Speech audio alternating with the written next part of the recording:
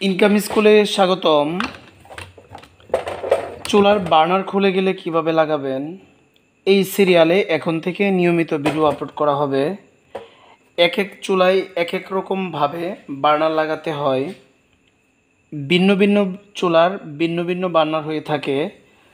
এখন এই যে বার্নারটি আপনারা দেখতে পাচ্ছেন, এটা এই চুলা থেকে খুলে গেছে।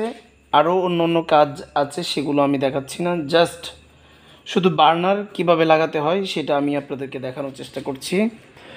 এই দেখুন, এখানে যে তিনটি গার্ড বা উঁচু অংশ আপনারা দেখতে পাচ্ছেন, এই দুইটা গার্ড এক সমান এবং মাঝখানেরটা অল্প একটু উঁচু। এটা কিভাবে লাগানো ছিল সেটা দেখুন। এরকমভাবে এখানে লাগানো ছিল। এখানে একটা স্ক্রু আছে, এই দেখুন এখানে একটা স্ক্রু আছে। এই স্ক্রুটা খুব ভালোভাবে আটকানো। স্ক্রু এখানে লাগানো আছে, বাট বার্নার খুলে গেছে। এই দেখুন এরকমভাবে লাগানো ছিল। এখন অনেক সময় এখানে যে স্ক্রুটা আছে সেটা খোলা যায়, অনেক সময় খোলা যায় না। আমরা প্রাথমিকভাবে একটু চেষ্টা করে দেখি।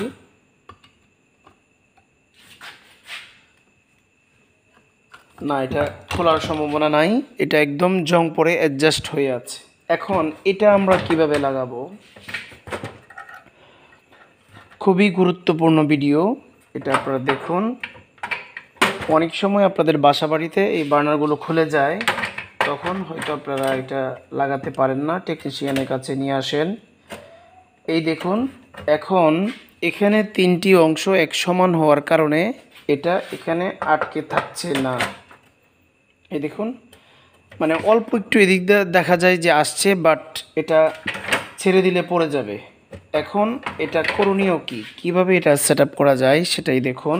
এখানে যে তিনটি অংশ আছে তার মধ্যে এই এপাশ এই দুইটি অংশ একটু কেটে ছোট করে ফেলবো, তাহলে এই অংশটুকু ভিতরে চলে যাবে, বাদ বাকিটুকু পরে দেখুন।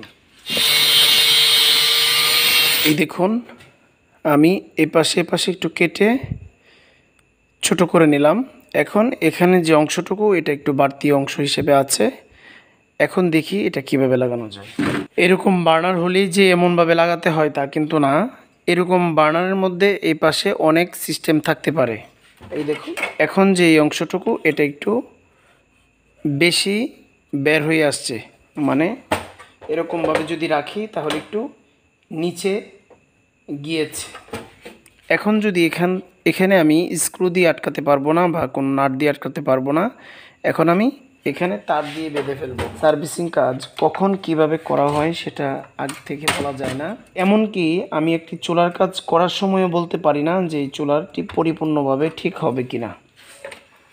এই দেখুন, চুলা ঠিক আছে, পরিপূর্ণ।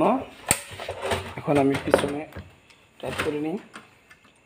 যারা চুলার কাজ শিখতে আগ্রহী তারা আমাদের এই ভিডিওগুলো নিয়মিত দেখুন, অথবা এই কাজ দেখে নিজের কাজ নিজে করতে পারেন। আমরা খুব সহজভাবে কাজ দেখানোর চেষ্টা করি। যদি আপনারা মনে করেন যে আমাদের এই ভিডিওগুলো দেখে উপকৃত হয়েছেন, তাহলে সাবস্ক্রাইব করবেন, কমেন্ট করবেন, সময় সুযোগ পাইলে শেয়ার করবেন।